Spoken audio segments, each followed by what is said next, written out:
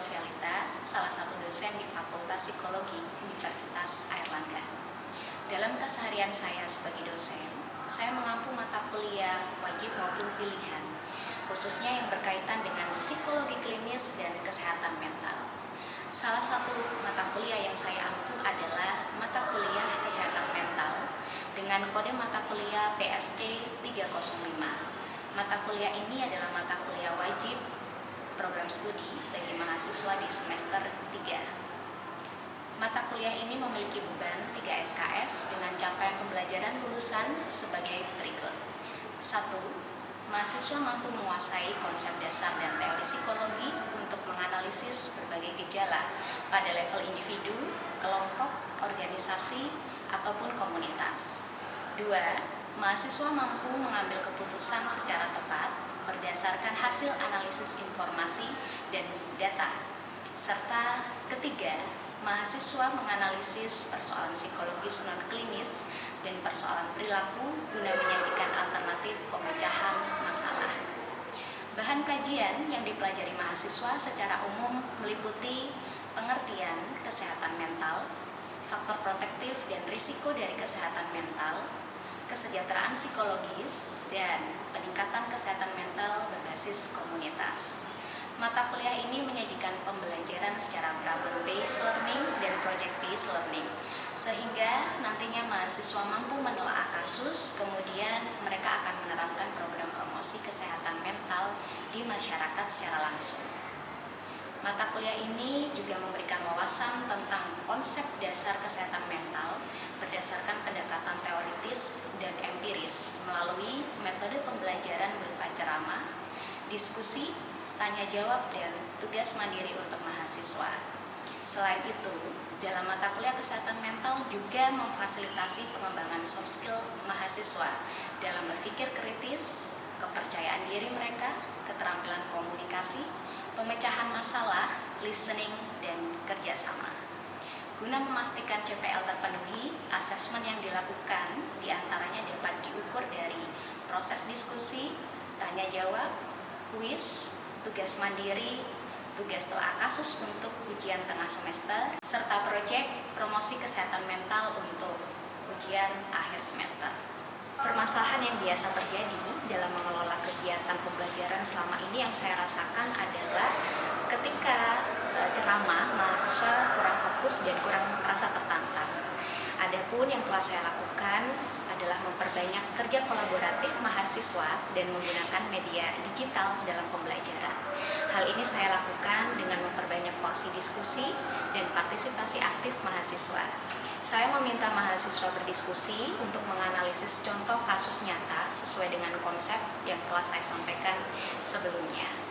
Mahasiswa dibebaskan untuk membuat visual aids sesuai dengan kreativitas mereka masing-masing. Upaya yang telah saya lakukan tersebut mampu meningkatkan dinamika kelas sehingga terjalin interaksi yang baik antar mahasiswa maupun dengan saya sebagai dosen pengajar.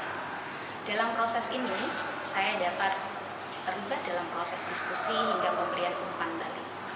Saya bisa melakukan assessment terhadap soft skills mahasiswa secara langsung, dan saya juga bisa memberikan kuis dengan media Kahoot ataupun bertanya secara acak untuk memastikan bahwa mahasiswa telah memahami materi yang disampaikan atau memerlukan pendalaman sebelum kami melanjutkan ke pokok bahasan berikutnya. Selain itu, saya juga berkolaborasi dengan mahasiswa untuk membuat modul ajar pada mata kuliah kesehatan mental sebagai upaya perbaikan berkelanjutan dalam proses belajar mengajar. Modul ajar tersebut berisi panduan dan informasi tentang promosi kesehatan mental pada kelompok sasaran dengan variasi kondisi psikologis tertentu. Dan modul ajar ini dapat dimanfaatkan untuk pembelajaran mata kuliah kesehatan mental pada semester selanjutnya. Berikut proses pembelajaran yang berlangsung di dalam kelas kesehatan mental. Baik, Assalamualaikum warahmatullahi wabarakatuh. Selamat pagi semuanya. Apa kabar? Baik, sehat hari ini? Alhamdulillah sehat ya. Oke teman-teman, sebagaimana yang sudah ada di RPS, hari ini pertemuan ke-6 kita akan bicara tentang determinan sosial kesehatan mental. Sebagaimana sebelumnya teman-teman masih ingat ya, kemarin kita sudah bahas tentang apa itu determinan, ya faktor penentu kesehatan mental. Ya, di dalamnya salah satunya ada determinan sosial ini. Ya, yang sebelumnya teman-teman sudah mengerjakan tugas secara asinkronus, ada determinan psikologis ya. Nah, sekarang kita akan bahas tentang determinan sosial kesehatan mental. Oke. Nah, sebelumnya bagaimana mood kalian hari ini? Ada yang merah, orange, kuning, hijau. Siapa yang hijau? Yunda. Oh, kuning. Ada apakah? Kenapakah yang membuat kamu merasa kuning? Gak apa sih, karena belum ngejalanin semua hari aja, nggak tahu yang bakal datang. Benar ya. Barangkali ada yang hijau. Siapa yang hijau? Hijau ya, cukup banyak. Ada yang hijau, ada yang merah, ada yang kuning. Tidak masalah. Yang hijau semoga hari ini nanti semakin hijau ya, semakin tenang, semakin bahagia. Yang kuning jangan khawatir, akan ada hari-hari yang nanti semoga indah ya, sehingga nggak kuning lagi jadi hijau. Begitu ya. Intinya semoga kita dengan mood apapun hari ini ya, di kesehatan mental ini nanti bisa jadi hijau semua ya. Sehat mental semua. Baik, siap kita mulai materinya ya. Ya, sebagaimana yang sudah saya sampaikan, hari ini kita akan menjelaskan tentang determinan sosial kesehatan. Ya, jadi determinan sosial kesehatan itu adalah kondisi di mana seseorang itu lahir, tumbuh, ya, tinggal, bekerja, dan menua, yang kesemuanya itu akan mempengaruhi kondisi kesehatan secara umum, termasuk tentu jelas kondisi kesehatan mental dan juga kesejahteraan, well-being-nya ya. Sehingga simpelnya teman-teman, kalau kita bicara atau merujuk pada konsep determinan sosial, maka kita akan selalu berinteraksi dengan di mana ya. Jadi di mana lingkungan kita lahir, di mana lingkungan kita tumbuh dan berkembang, di mana kita mengerjakan aktivitas sehari-hari, di mana kalian berkuliah ya, di mana kalian melakukan aktivitas sosial dan lain sebagainya ya. Jadi merujuk pada demografisnya ya, di mana gitu. Nah, determinan sosial ini tidak hanya lingkungan teman-teman, tetapi juga mencakup struktur sosial dan sistem ekonomi. Ini determinan sosial yang lebih tinggi ya, yang kompleks dan memang terintegrasi dengan kehidupan kita sehari-hari. Begitu. Nah, termasuk di dalam struktur sosial dan sistem ekonomi, ini nanti yang akan banyak kita bicarakan ya. Kita akan mengulik bagaimana sih pengaruh lingkungan sosial. Lingkungan sosial artinya termasuk lingkungan terkecil kalian ya. Siapa itu lingkungan terkecil? Keluarga ya, keluarga. Kemudian pertemanan, persahabatan ya. Itu termasuk lingkungan sosial. Bagaimana Anda kemudian berinteraksi, bagaimana pola-pola komunikasi yang terbangun di dalam keluarga, ya, bagaimana kebiasaan, respon dan reaksi, ya, antara anak dan orang tua, itu semua termasuk ke dalam struktur lingkungan sosial. Kemudian lingkungan fisik, ya, itu juga akan mempengaruhi sebagai faktor penentu tentu bagaimana kesehatan kita secara umum ya. Layanan kesehatan termasuk di dalamnya tentu layanan kesehatan mental, kesehatan jiwa ya. Tuh. Dan faktor sosial kemasyarakatan ya, bagaimana nilai-nilai, bagaimana budaya yang ada di masyarakat sekitar kita, itu juga akan menjadi faktor penentu ya, bagaimana status kesehatan mental seseorang yang ada di lingkungan tersebut. Gitu ya. Nah, ini ya, ini yang perlu teman-teman untuk ketahui ya. Jadi ada 7 aspek besar kesehatan ketika ditinjau dari determinan sosialnya. Yang pertama ini ya, jadi kita akan bahas tentang stabilitas ekonomi. Jelas teman-teman, antara individu, antara orang yang punya pekerjaan yang stabil dengan yang tidak, itu akan berbeda pada status kesehatannya secara umum, ya. Termasuk di dalamnya tabungan, ada tidak tabungan, ya, ada tidak tagihan medis, itu juga akan mempengaruhi kesehatan secara umum. Lalu dukungan, ya, baik itu dari mikrosistem maupun makrosistemnya terkait dengan akses layanan ekonomi yang stabil. Ya, itu kita bicara tentang aspek pertama ya teman-teman ya, tentang stabilitas ekonomi. Kemudian neighborhood, ya, bagaimana lingkungan sekitarnya itu juga akan berpengaruh pada kesehatan. Ya, ini kalau teman-teman cermati ya, ada poin-poin housing, perumahan. Gimana? Ada yang bisa kasih ide bagaimana kok perumahan itu bisa menjadi salah satu indikator pada aspek neighborhood, pada aspek lingkungan sekitar, dan itu juga nanti akan mempengaruhi dan menentukan status kesehatan mental kita. Kemudian safety, keamanan lingkungan, jelas ya teman-teman ya, ada tidak kerawanan atau kerentanan yang terjadi di sekitar kita. Tentu akan bikin was-was kalau misalnya kita tinggal di lingkungan yang tingkat kriminalitasnya tinggi, benar. Fasilitas publik ya, ruang terbuka, banyak ruang-ruang terbuka, itu akan membantu individu satu dengan yang lain bisa berinteraksi secara fleksibel ya. Bisa relaksasi, ya, bisa berinteraksi secara sosial, bisa juga nanti mengembangkan talenta ya atau sumber daya yang mereka miliki. Di ruang-ruang publik itu kan memungkinkan kita untuk menawarkan sesuatu ya. Misalnya UMKM, ada orang yang berjualan, ada juga lingkungan publik, tempat-tempat umum yang bisa, misalnya Anda bisa loh untuk perform di situ ya. Jadi memang ini mendukung bagaimana status kesehatan secara umum ya, khususnya kesehatan mental juga.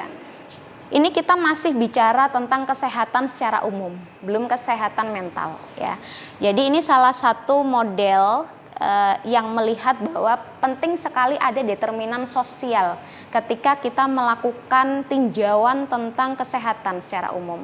Nah, kalau teman-teman masih ingat, di pertemuan pertama itu kita sempat bahas tentang teori ekologi Bronfenbrenner. Ya, bahwa ya individu itu akan dipengaruhi oleh lingkungan-lingkungan di sekitarnya, mulai dari mikro, meso, ekso, makro, bahkan kronosistem, ya, saling terkait dan mempengaruhi.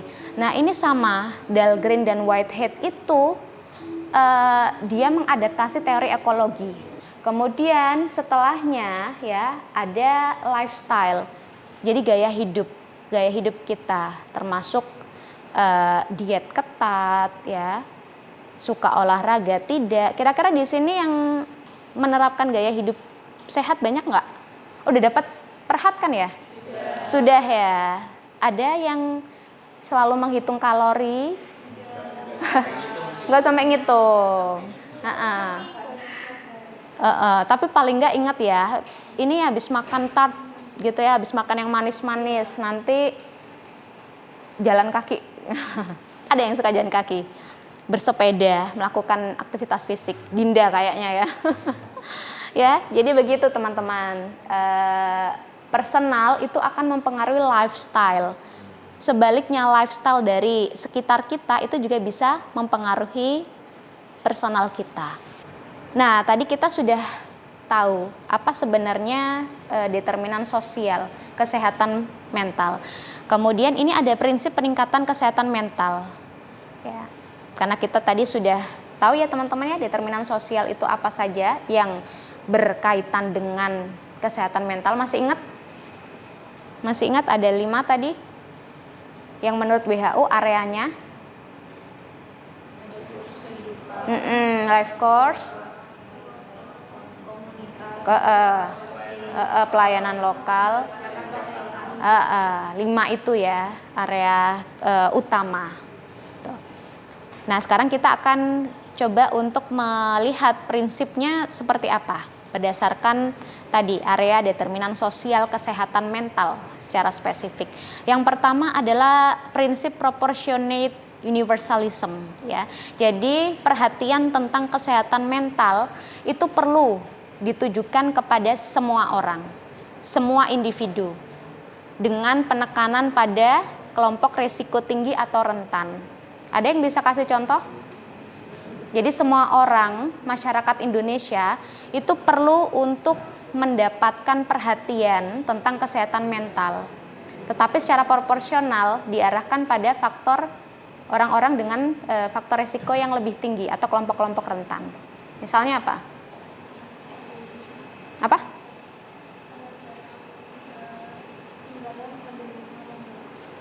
Remaja yang bukan di lingkungan yang bagus. Itu kelompok-kelompok yang berisiko, kelompok-kelompok yang rentan. Misalnya ya, sekarang itu sedang happening pemerintah kita itu melakukan edukasi tentang pencegahan bunuh diri. Ya, semua orang itu harus ya, mulai dari anak-anak sampai orang lanjut usia, mereka perlu diedukasi secara masif tentang pencegahan bunuh diri. Tentang bunuh diri itu apa, kenapa kok bisa, secara psikologis seperti apa. Tetapi nanti penekanannya perlu diberikan pada, misal karena kita ada data ya, remaja yang rentan melakukan bunuh diri mulai dari self harm misalnya. Nah, ini yang perlu untuk lebih diinklusivitaskan ya. Jadi ditekankan di sana. Itu yang disebut dengan universalisme tetapi proporsional ya. Begitu. Jadi semua orang itu harus wajib ya paham tentang kesehatan mental. Tetapi kita perlu cek siapa-siapa saja yang menjadi kelompok berisiko. Ya, kemudian action across sectors ya. Prinsip ini memandang penting adanya kerjasama antar sektoral dalam peningkatan kesehatan mental. Ada yang bisa kasih contoh? Contohnya di dalam universitas atau dalam sekolah itu ada sosialisasi tentang kesehatan, kayak misalnya edukasi kekerasan kekerasan seksual atau kekerasan apa, itu kan biasanya juga disosialisasiin di lingkungan sekolah. Dan itu orang-orang tuh jadi lebih aware karena sosialisasi itu. Siapa namanya? Dava, bagus Dava ya. Misalnya di sekolah, di kampus-kampus ada edukasi, ada poster-poster ditempel ya tentang misalnya isu, kita ambil satu, kekerasan seksual. Dan ketika ada anggota sekolah atau anggota kampus yang mengalami kekerasan seksual tersebut, ya, mereka bisa loh konseling ke profesional. Ya. Mereka bisa loh misalnya kalau butuh penanganan lebih lanjut bekerja sama dengan dokter secara medis akan mendapatkan penanganan secara fisiknya begitu ya. Jadi kita itu dalam mengupayakan peningkatan kesehatan mental tidak bisa kerja sendiri. Kalian nanti ya misalnya jadi lulusan psikologi, ada yang jadi psikolog ya. Tidak bisa kerja sendirian. Pasti nanti harus kolaborasi, entah itu dengan guru BK misalnya di pendidikan ya. Dengan dinas sosial, dengan dinas kesehatan ya atau profesi yang lain gitu ya. Jadi anak psikologi itu harus siap untuk berkolaborasi dengan siapapun ya begitu. Kemudian life course approach ya, pendekatan siklus kehidupan. Jelas ya bahwa prinsipnya adalah peristiwa-peristiwa dan pengalaman yang dialami oleh individu sepanjang siklus kehidupannya itu akan mempengaruhi kesehatan mental. Nah, ini yang biasa kita pelajari ya ketika di masa kanak misalnya terjadi trauma, entah itu trauma pengasuhan dari orang tua atau trauma kekerasan dari orang sekitar. Nah, ketika tidak diatasi akan mempengaruhi bagaimana dia bertumbuh di masa dewasa gitu. Kemudian early intervention ya. Jadi penting untuk melakukan deteksi dini sehingga nanti masalah yang muncul sejak dini ini bisa diidentifikasi dan diselesaikan, diatasi. Tidak perlu menunggu semakin parah, tidak perlu menunggu muncul begitu ya. Kemudian healthy mind and healthy body ya. Prinsipnya ada hubungan yang erat antara kesehatan mental dan kesehatan fisik, sehingga penting untuk kita merawat keduanya secara seimbang, secara bersamaan. Ada yang bisa kasih contoh teman-teman? Bagaimana kesehatan mental dan fisik itu perlu untuk diintervensi, dijaga?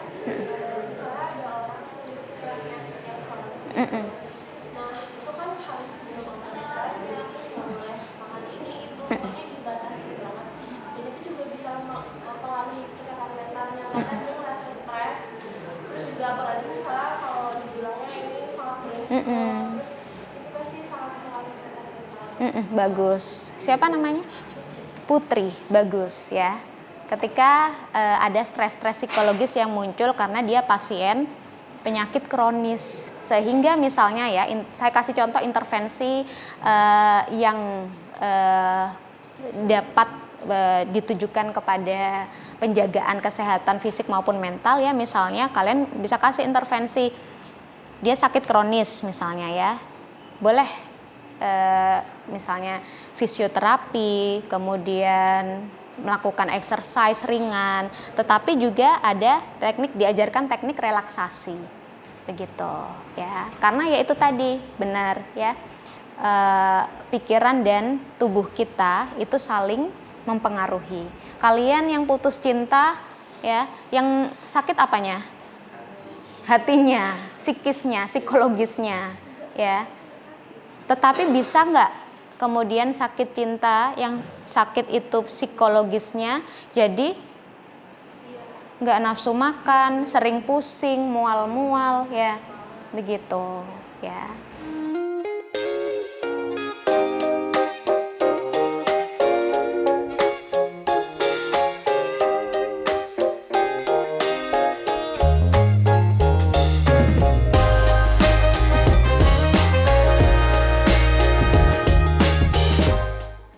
Oke, baik, sudah selesai semuanya. Boleh tetap duduk di tempat masing-masing. Nah, sekarang kita mulai untuk sharing ya. Silakan nanti secara bergantian. Nggak apa-apa, tenang aja. Secara bergantian nanti bisa menjelaskan ya hasil diskusinya. Oke, kita bisa mulai. Siapa duluan yang sudah siap untuk berbagi hasil diskusi? Putri dan teman-teman, silakan. Yang lain bisa menyimak ya, nanti bisa memberikan tanggapan.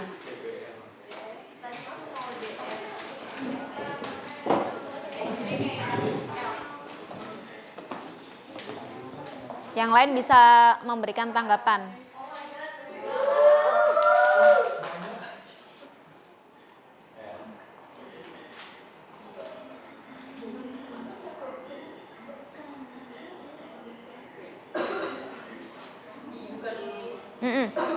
Kayak selamat pagi semuanya teman-teman. Di sini kita akan ngejelasin tentang identifikasi determinan sosial kesehatan mental pada remaja penggunaan media sosial yang mengalami bullying.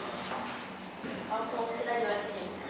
Oke, dari pertama itu ada faktor konteksnya. Yang pertama itu ada faktor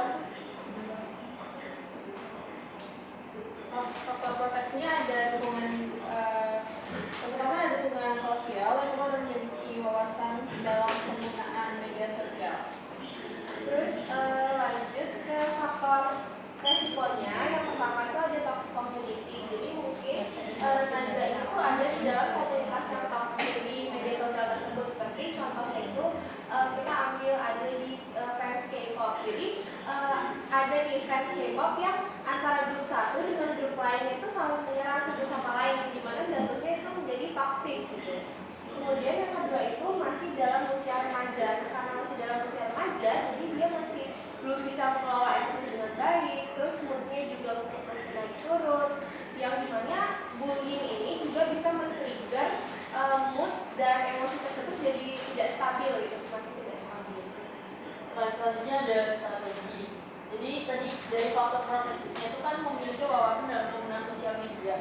Nah, dengan dia memiliki wawasan dalam penggunaan sosial media, ketika dia mendapat bullying, dia tuh bisa langsung memblokir komentar-komentar yang misal membuat dia trigger merasa dibullying dan melaporkan hal tersebut, itu kan sudah banyak sekali di media sosial yang bisa langsung dilaporkan saja kalau dia memiliki wawasan dalam penggunaan media sosial yang baik.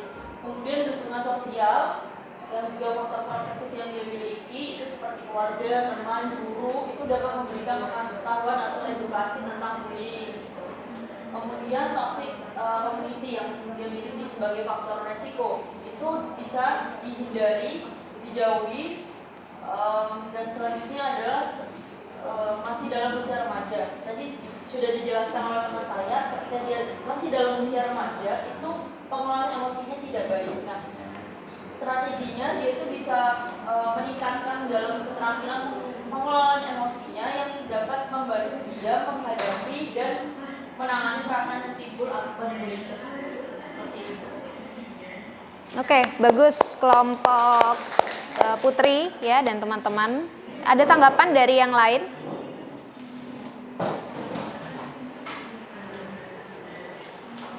Silakan. Sudah setuju dengan strateginya atau ada hal-hal yang perlu untuk lebih ditambahkan, dispesifikkan? Nanti barangkali teman-teman kalau untuk remaja, kelompok ini bisa membuat edukasi ya, menghindari toxic community pada media sosial itu seperti apa. Kalau remaja kan masih seperti anak-anak, mereka perlu langkah-langkah, step by step begitu ya. Tapi overall bagus, terima kasih. Nanti jangan lupa dituliskan identitas ya. Oke, silakan. Baik, terima kasih. Mohon maaf kalau misalnya masih ada kekurangannya. Selamat pagi semuanya. Oke, terima kasih untuk kelompoknya Putri ya. Oke, baik, kita sudah mendengar satu persatu tadi ya. Kalian sudah memaparkan hasil diskusi. Baik teman-teman, sepertinya memang sudah selesai ya. Terima kasih semuanya untuk partisipasinya hari ini ya, dan semangat belajar selalu. Oke, saya akhiri. Wassalamualaikum warahmatullahi wabarakatuh. Selamat siang semuanya. Selamat melanjutkan aktivitas ya. Oke, sama-sama. Demikian gambaran proses pembelajaran di kelas kesehatan mental. No health without mental health. Terima kasih dan sampai jumpa. Wassalamualaikum warahmatullahi wabarakatuh.